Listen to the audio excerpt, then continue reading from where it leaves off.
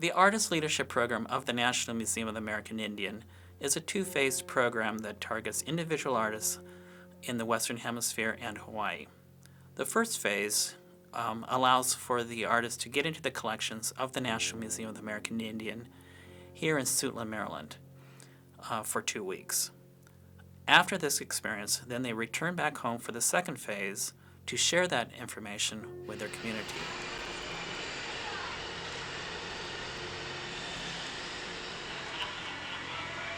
Holly's application was in two main parts really.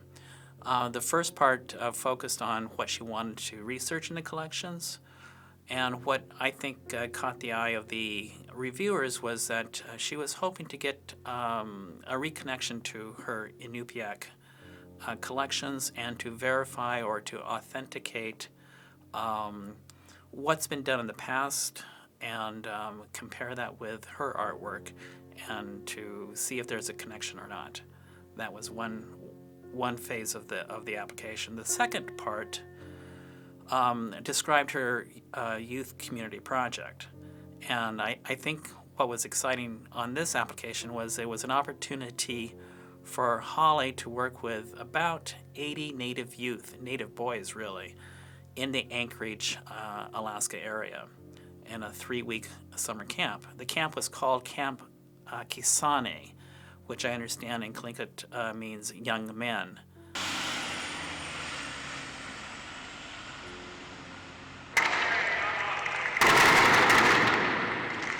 My name is Holly Nordlum, and I'm Inupiaq, originally from Kotzebue, and like Rebecca said, I am now living in Anchorage. I am a visual artist and a teacher.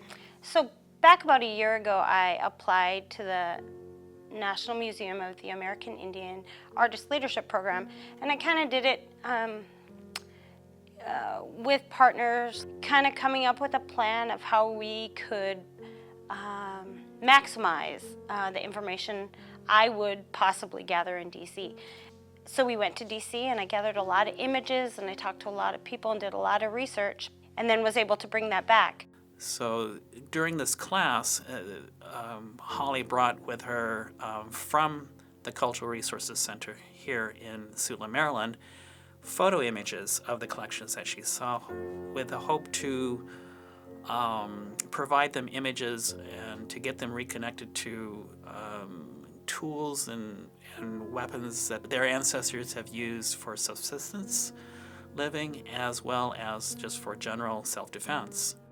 We came up with 3 projects. First, a spirit board, which kind of speaks to every student, making a board to represent them and their culture.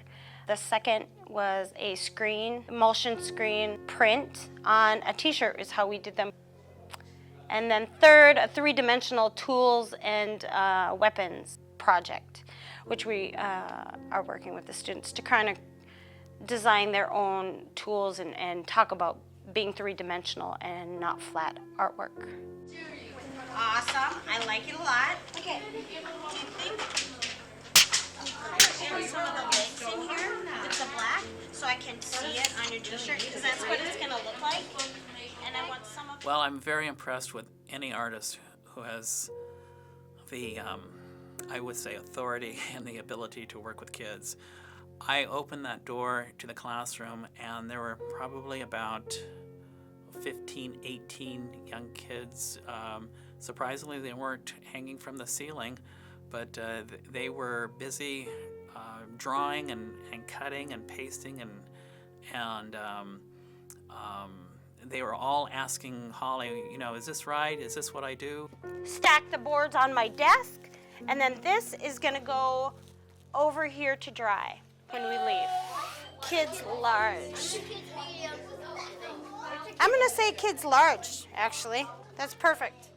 Every day, trying to stay positive, trying to get the students to finish the tasks is always a challenge, and it was especially so during this process. However, they're all wonderful students, and it's been really a great experience. And the experience in DC was amazing, and seeing the collection and working with Kevin, all of it was a great experience.